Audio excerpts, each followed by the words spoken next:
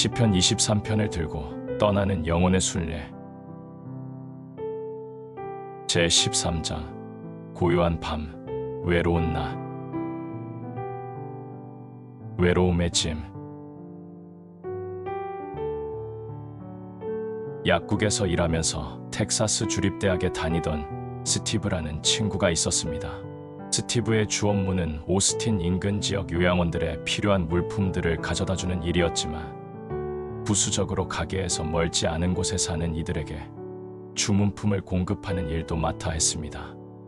나흘에 한 번씩 스티브는 커다란 생수통을 어깨에 짊어지고 약국 뒤쪽으로 150m쯤 떨어진 건물까지 배달을 나갔습니다. 주문자는 70살 남짓 돼 보이는 할머니였는데 어두컴컴하고 낡은 아파트에서 썰렁하게 혼자 살고 있었습니다. 천장에서 늘어뜨린 전선의 알전구 하나가 매달려 달랑거렸습니다. 벽지는 꼬질꼬질 때가 묻고 풀기가 다해 거의 떨어진 상태였습니다. 커튼을 쳐놓았기 때문이기도 했지만 집안은 어두웠습니다. 스티브는 생수통을 날라다주고 대금을 받은 다음 인사를 하고 돌아 나오곤 했습니다. 몇 주 동안 생수를 배달하면서 스티브는 할머니의 주문이 이상하다고 생각하게 되었습니다. 알고 보니 할머니는 스티브가 배달해주는 물로만 모든 필요를 해결하고 있었습니다. 빨래하고 씻고 마시는 물을 오로지 나흘에 한 번씩 오는 생수 배달부에게 의지하고 있었던 것입니다. 비정상적인 선택이었습니다.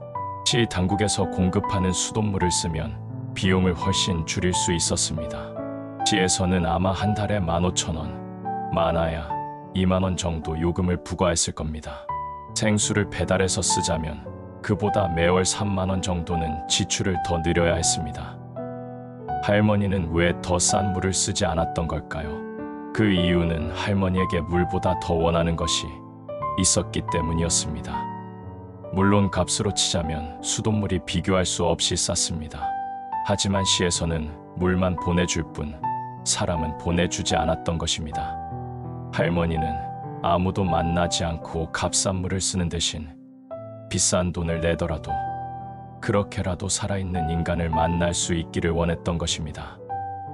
당신도 이처럼 절절한 외로움을 느껴본 적이 있으십니까? 다윗은 그런 경험이 있었던 것 같습니다. 다윗이 쓴 시편 가운데는 한겨울 넓은 벌판에 혼자 외로이 서 있는 나무의 느낌이 나는 것들이 여러 곳에 있습니다. 주여, 나는 외롭고 괴롭사오니 내게 돌이키사 나를 긍휼히 여기소서. 나는 탄식만 하다가 지치고 말았습니다. 밤마다 흐는 눈물로 침상을 띄우며 내 잠자리를 적십니다. 사무친 울화로 내 눈은 시력까지 흐려지고 대적들의 공격에 하도 울어서 눈이 침침합니다. 다윗은 외롭다는 것 또는 따돌림 당한다는 것이 어떤 느낌인지 잘 알고 있었습니다. 다윗은 외로움을 아는 사람이었습니다. 가족 가운데서 느끼는 외로움을 아는 사람이었습니다. 다윗은 이새의 8 아들 가운데 하나였습니다. 하지만 선지자 사무엘이 아들들을 보자고 했을 때 아버지는 다윗을 빠뜨렸습니다.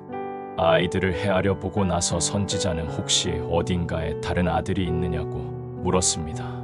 그제야 이새는 마치 잃어버린 열쇠를 찾기라도 하려는 듯 손가락을 꼽아보더니 말합니다. 아직 말째가 남았는데 그가 양을 지키나이다. 이새가 말한 말째란 칭찬이 아닙니다. 실은 철부지 꼬마가 하나 있긴 합니다만 이라고 얘기한 것입니다. 누구라도 식구들 사이에서 철부지 꼬마로 통하던 시절이 있었을 겁니다.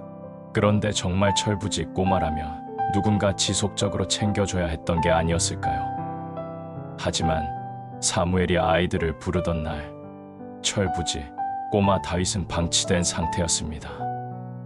식구들이 모두 모이는 자리에 혼자서만 빠졌다면 어떤 느낌이 들겠습니까? 다른 가문에 들어가 살게 된 뒤에도 상황은 나아질 게 없었습니다. 다윗을 왕족에 포함시킨 것도 다시 내쫓아버린 것도 사울 왕의 생각이었습니다. 몸을 숙이고 피하지 않았더라면 다윗은 질투심으로 가득 찬 왕이 던진 창에 맞고 벽에 꽂히는 신세가 됐을 겁니다. 하지만 다윗은 용케도 몸을 피해 달아났습니다. 그리고 무려 10년 동안이나 도피 생활을 했습니다.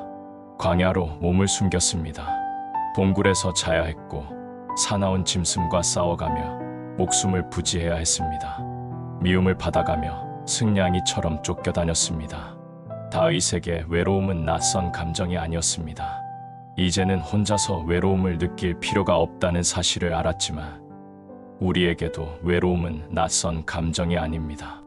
2000년 전 지구에는 불과 2억 5천만 명 정도가 살고 있었습니다. 지금 세계 인구는 50억이 넘습니다.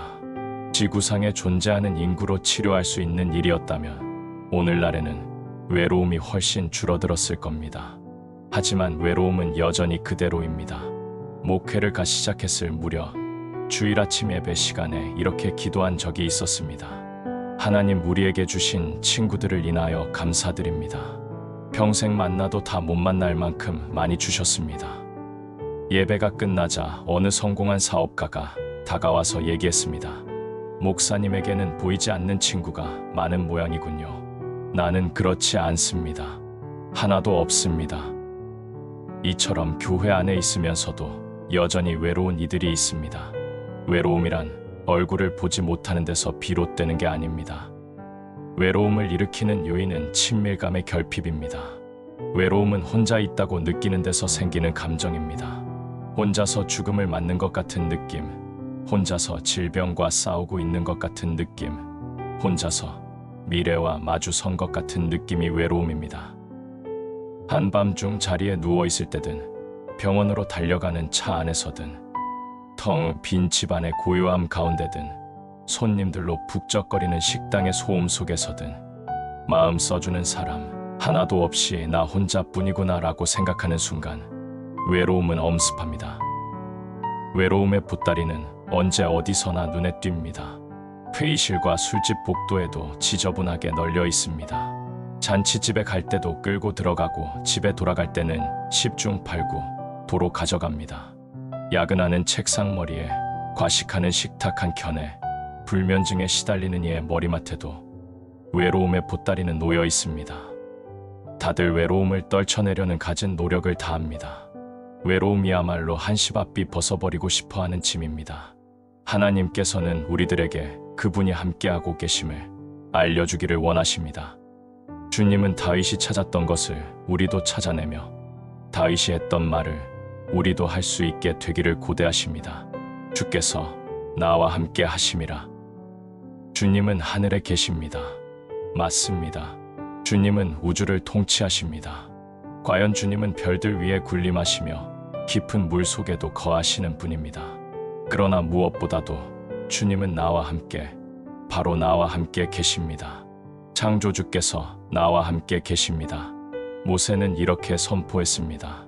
주 우리의 하나님은 우리가 기도할 때마다 우리 가까이에 계시는 분이시다. 이와 같은 하나님을 모신 위대한 민족이 어디에 또 있겠느냐. 바울은 이렇게 외쳤습니다. 그는 우리 각 사람에게서 멀리 떠나 계시지 아니하도다. 다윗도 그 사실을 알았습니다. 주께서 나와 함께 하심이라. 푸른 초장에서였는지 광야에서였는지 왕궁에서였는지 알 수 없지만 아무튼 어디에선가 다윗은 하나님의 약속이 그분의 진심이라는 사실을 깨달았습니다. 내가 너를 떠나지 아니하리라. 내 백성 이스라엘을 버리지 아니하리라. 다윗이 찾아낸 사실, 주님이 우리와 함께 하신다는 사실이야말로 성경이 전달하고자 하는 메시지입니다. 그리고 주님이 우리 곁에 계시는 까닭에 모든 것, 정말 모든 것이 달라졌습니다. 지금 죽음과 싸우고 계십니까? 실직에 힘든 고비를 맞고 있습니까? 결혼 생활이 삐그덕거리고 있습니까? 빚에 시달리고 있습니까? 혼자가 아닙니다. 주님이 함께 계십니다. 가족은 등을 돌릴 수 있어도 하나님은 아닙니다. 친구들은 배신할 수 있어도 하나님은 아닙니다. 막막한 벌판에 혼자 서 있는 느낌이 들 수도 있겠지만 사실이 아닙니다. 주님이 함께 계십니다. 그리고 그분이 함께 계심으로 모든 게 달라집니다. 우리도 달라집니다. 하나님께서 우리를 사랑하신다는 사실을 알면 다른 사람들의 사랑을 얻으려고 안달하지 않게 됩니다. 더 이상 쇼핑에 걸신이 들리기라도 한 것처럼 시장에서 이것저것 닥치는 대로 물건을 고르지 않게 됩니다. 한창 배가 고프던 참에 만만한 가게가 눈에 띄었다고 생각해 보십시오. 얼른 뛰어들어가서 양이 찰 때까지 물건을 사들이지 않을까요? 자신에게 유익하고 필요한 물건인지 따위에는 관심도 없고 그저 배를 채우는 데만 급급할 것입니다. 외로움에 시달리다 보면 배고픈 사람처럼 실ong의 물건들을 그득 채워놓은 짓을 하게 될 수도 있습니다. 그게 필요해서가 아니라 사랑에 굶주렸기 때문입니다. 인생을 혼자 헤쳐나가기 때문입니다. 세상에 적응하지 못할까봐 겁이 나서 마약에 손을 댑니다. 무시를 당할까 두려워서 좋은 옷을 입으려고 합니다.